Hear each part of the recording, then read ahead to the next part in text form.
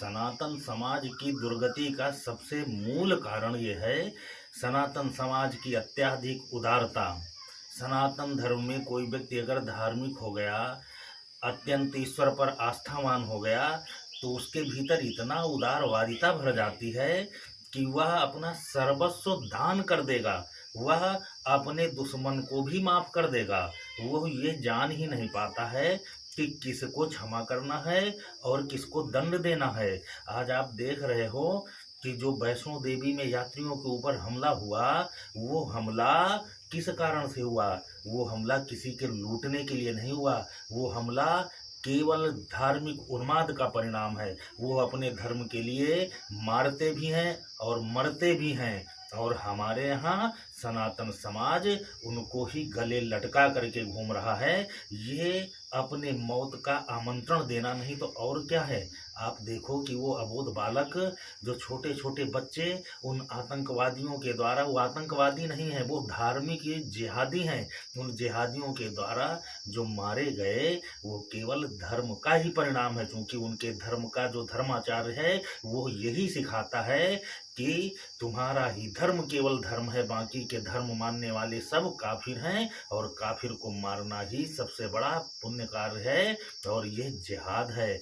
और वो अपने इस जिहाद को पूरा कर रहे हैं। लेकिन हमारे यहाँ हिंदू हो करके भी हिंदू को गाली देना, हिंदुत्व का अपमान करना, मंदिरों का अपमान करना, भगवान का अपमान करना, यही उनकी सबसे बड़ी श्रेष्ठता बन जाती है। ऐसे हिंदुओं के द्वारा ही, ऐसे सनातनियों के द्वारा ही यह धर्म की दुर्गति होती है और हिंदू समाज मारा जाता है। जब तक आप अपने धर्म पर गौरव नहीं करोगे और दुश्मनों की छाती पर लात रख करके उन्हें चीर फाड़ करके उनका अंत नहीं करोगे, तब तक तुम इसी तरीके मारे जाओगे और वो तुमको मारते रहेंगे, तुम्हारे घर की इज्जत लूटेंगे, तुम्हारे प्रॉपर्टियों को जो तुम कमा करके रख रहे हो, ये धन संपत्ति दौलत, इन पर सब की उनकी नज़र है। वो एक दिन सब छीन लेंगे। तुम्हारी ये रहीसी, तुम्हारी ये योग्यता, तुम्हारी ये शिक्षा किसी काम में नहीं आएगी।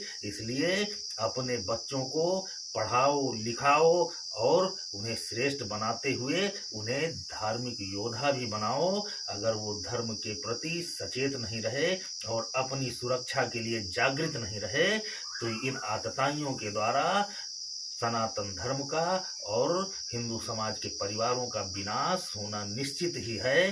अपने धर्म के बच्चों को, सनातन धर्म के बच्चों को, उन्हें सुरक्षा के लिए सबसे पहले शस्त्र और शास्त्र, इन दोनों की दीक्षा दो। उन्हें बताओ कि इस समाज में कौन तुम्हारा विरोधी है और कौन तुम्हारा अपना है। हिंदू धर्म में पैदा होकर के ही हिंदुत्व को गाली देने वाले यह उन जिहादियों से ज़्यादा खतरनाक हैं जो खुला कम से कम आकर के युद्ध करते हैं और उनसे आप सशक्त और जागृत हो जाते हो। लेकिन ये जो हिंदू समाज में पैदा हुए लोग हैं और हिंदुत्व को ही गाली देने वाले हैं, ये लोग तुम्हारे सबसे बड़े शत्रु हैं। क्योंकि ये तुम्हारे घर में घुस करके तुम्हारे साथ रह करके ही और तुम्हारी हत्या करवा देंगे। इस देश में, इस सनातन समाज में इन्हीं लोगों की बदौलत इस देश की दुर्गति हुई है। इन्हीं के समर्थन से बाहरी लुटेरे आ करके इस देश को, इस धर्म को अपमानित किया और यहाँ पर अपनी बादशाहत और हुकूमत चलाई। उनके करिंदे, उनके चेले, उनके चमचे, उनके सैनिक यही लोग थे। वो कहीं से सैनिक लेकर के नहीं आए थे, वो कहीं से अपने गुलाम लेकर के नहीं आए थे। वो यहीं के लोगों को, जो हिंदू समाज के में रह करके हुए भी हिंदुत्व को गाली देने वाले लोग हैं, नीच प्रवृत्ति के लोग हैं, इन लोगों के ही बल पर धार्मिक लोगों की हत्याएं की गई और धार्मिक लोगों का नाश किया गया। हमारे मठ मंदिर विध्वंस किए गए और वह आज भी हो रहा है। दुर्भाग्य से सत्ता भी, सरकार भी इन्हीं लोगों को समर्थन करती है और इन्हीं लोगों को आगे बढ़ाने के लिए अपनी पूरी योजनाएं खपाती है। और सरकारें जो वास्तव में सनातन धर्म के लिए जी रहे हैं, सनातन धर्म को अपना गौरव मान करके जिसका पालन कर रहे हैं, उन लोगों के ऊपर नाजायज कर लगा करके उन्हें लूट करके ऐसे विधर्मी लोगों को और ऐसे ही नीच प्रवृत्ति के लोगों को आगे बढ़ाती है, इन्हें मजबूत करती है। जिस देश में, जिस देश की सरकारें श्रेष्ठता को जंजीरों से जकड़ लेती हूँ और नीच लोगों को आगे बढ़ाने के लिए तमाम मार्ग प्रशस्त कर देती हूँ। उस देश को बताओ कौन बचाएगा। आज श्रेष्ठता को अपमानित किया जाता है।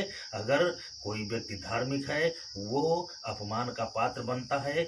आम मनुष्य जो आम जन है इस भारत का, एक विशेष वर्ग, बड़ा वर्ग है जो आम जनमानस है, जो धार्मिक है, जो अपने काम से काम रखता है, जो हिंदुत्व पे गौरव महसूस करता है, जो ईश्वर का भक्त है, उसके लिए न तो इस सरकारों में कोई योजनाएं बनती हैं और न उनके विकास का कोई कार्य होता है। आप बता दो कि सरकारें जितनी योजनाएं बनाती हैं उज्ज्वला से लगा करके, और जितने तुम्हारे फ्री आवास, फ्री बिजली, सिलेंडर, गैस, फलाना ढिमाका, जितनी योजनाएं, अन्न का बंटना और जितनी योजनाएं हैं, इन योजनाओं का कितने आम जन जो सामान्य लोग हैं उनको, कितने लोग, इसमें जातियां नहीं हैं, इसमें वो सामान्य लोग हैं जो अपनी कमाई से अपना घर का खर्चा चलाते हैं और जीवन जी रहे हैं।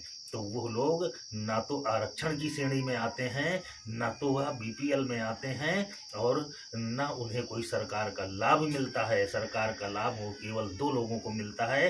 एक वो लोग हैं जो बड़े बड़े पदवियों पर बैठे हुए हैं, बड़े बड़े पूंजीपति बने हुए हैं, वो पैसा उनका केवल सरकार का फाइनेंस किया हुआ होता है। अगर ऐसे पूंजीपतियों से सरकार अपना पैसा ले ले तो शायद इनके पास कुछ भी नहीं बचेगा, लेकिन सरकार उनको फाइनेंस करती है क्योंकि वो आईटीआर भरते हैं, वो इनकम टैक्स में आते हैं। तो या तो इनकम टैक्स दाता जो है, और इनकम टैक्स वो सरकार के ही पैसे से, सरकार का पैसा लेकर के और उसी से तमाम भ्रष्टाचार करते हैं और उद्योगपति बने बैठे हुए हैं और उसी से सरकार को टैक्स देते हैं। तो नाम के लिए टैक्स होता है लेकिन वो पैसा सरकार का ही होता है। और एक फैक्ट्री लगवाया, दिवालिया बन गए, दूसरी फैक्ट्री के लिए फिर से सरकार पैसा देती है और केवल नाम बदलते हैं, पैसा सरकार का होता है, इंडस्ट्रियलिस्ट वही होता है, केवल नाम बदलते हैं। तो इस तरीके से सरकारों का पैसा लूट लूट करके एक उद्योगपति बन गया, और जो एक कुछ भी नहीं कर रहा है, दिन भर दारू पी करके केवल इधर बैठना उधर बैठना, हिंदुत्व को गाली देना, आम जनमानस को गाली देना, वो व्यक्ति बीपीएल की श्रेणी में आकर के वो फ्री का गल्ला, फ्री का राशन, फ्री की योजनाएं सरकार की खा करके, पा करके और हिंदुत्व को ही गाली देता है। तो ऐसे लोगों के लिए ही सरकार की योजनाएं हैं। और जो श्रेष्ठ जनमानस, आम जनमानस है, जो अपने काम से काम रखता है, हिंदुत्व पे गौरव महसूस करता है और इस देश के लिए सोचता है, उसके सारे व्यापार, उसकी नौकरियां, उसके घर परिवार तबाह किए जा रहे हैं। तमाम टैक्स लगा करके उनको लूटा जा रहा है। सरकारें आम जनमानस के लिए कुछ भी नहीं सोच रही हैं। इसलिए, और ये यात्राओं में जाने वाले जो लोग हैं ये आम जनमानस के ही लोग हैं। उद्योगपति तो एरोप्लेन से चले जाएंगे और जो एक विशेष वर्ग है वो जाता ही नहीं है। तो जो आम जनमानस है वो भगवान के भक्ति के लिए जाते हैं यात्राओं में, और उनके जान पर देखो किस तरीके से खतरा होता है और किस तरीके इन जिहादियों के द्वारा उन पर हमला होता है और मारे जाते हैं। सरकारें आम जनमानस को नहीं सोच रही हैं। इसलिए आप आम जनमानस की श्रेणी में हो तो अपने घर के बच्चों को संस्कारित करो, शस्त्र और शास्त्र दोनों का ज्ञान दो और अपने हिंदुत्व पर गौरव महसूस करो।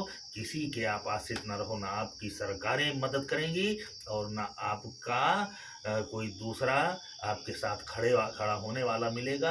आपको अपने पैरों पर खड़े होना है, अपने बल से आगे बढ़ना है और ईश्वर पे भरोसा करके ईश्वर की कृपा से बढ़ना है। इसलिए अपने को मजबूत करो। अत्यंत दुख हो रहा है कि वैष्णो देवी की यात्रा में गए उन अबोध बालकों सहित उनके माता पिताओं की जिस प्रकार हत्याएं हुई, यह दृश्य देख करके हृदय द्रवित हो जाता है। लेकिन कर क्या सकते हो, ये सरकारें और यहाँ की जनमानस, यहाँ का विधान और संविधान, ये सब आम जनमानस के खिलाफ है।